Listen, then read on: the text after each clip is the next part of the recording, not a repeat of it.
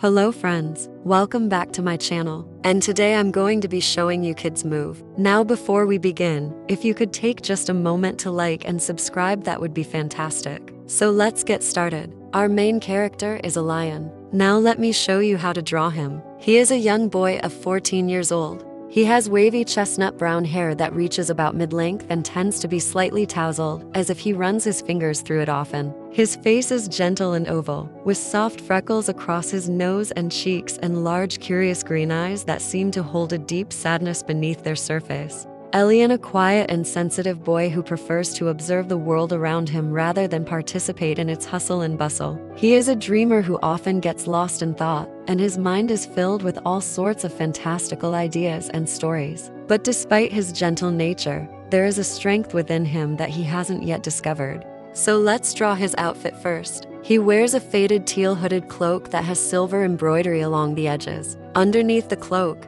he has a simple tan linen shirt with a high collar. For his bottom, he wears tan linen trousers tucked into a pair of worn brown leather boots. Okay, so our background is the village of Windmere, where houses are small and cozy with thatched roofs, and the streets are filled with flowers and herbs growing in window boxes. Every evening, when the sun begins to set, the villagers gather together to light soul-guiding lanterns that hang from every home's roof. The lanterns are said to help guide the souls of those who have passed on to the afterlife. It is a peaceful and solemn ritual that brings the community together. And now let's place a lion in his environment. You can see him lighting the lanterns one by one. This task has been passed down to him by his late mother, who was the village's lantern lighter before her passing. He feels a sense of responsibility to carry on this tradition and honor his mother's memory. Alright, now let's start painting the picture. I am going to begin by blocking out the shapes of the buildings in the background with some dark greens and purples.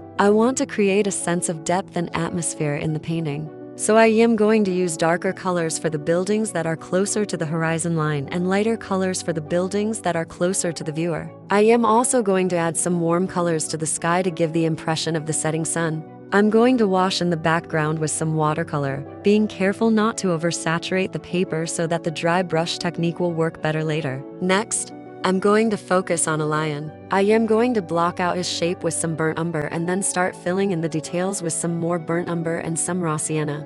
I'm going to use a smaller paintbrush to add some fine details to his face, such as the shape of his eyes and mouth. I'm also going to add some white to his eyes to give them a bit of sparkle. I am trying to capture the gentleness of his features and the sadness that lies beneath his curious eyes. For the next step, I'm going to start adding some color to a lion's outfit. I am going to use some teal blue and some silver gray to paint his cloak, and then some burnt umber and some raw sienna to add some depth and warmth to his linen shirt. I'm going to use a smaller paintbrush to add some detail to the embroidery on his cloak, being careful to stay within the lines that I drew earlier. I'm also going to add some white to his shirt to give it a bit of texture.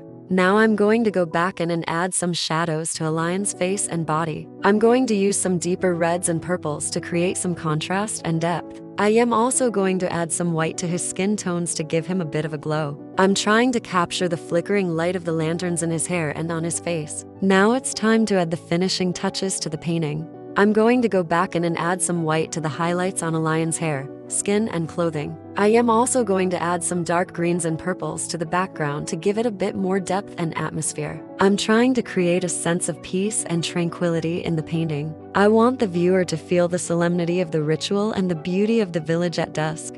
Now I am going to add some fine Art Nouveau type curls to a lioness hair and cloak to give it a bit more elegance and flow. I am also going to add some white dots to represent the stars beginning to appear in the night sky. I want to create a sense of magic and wonder in the painting. As I continue to work on the painting, I find myself drawn to the character of a lion.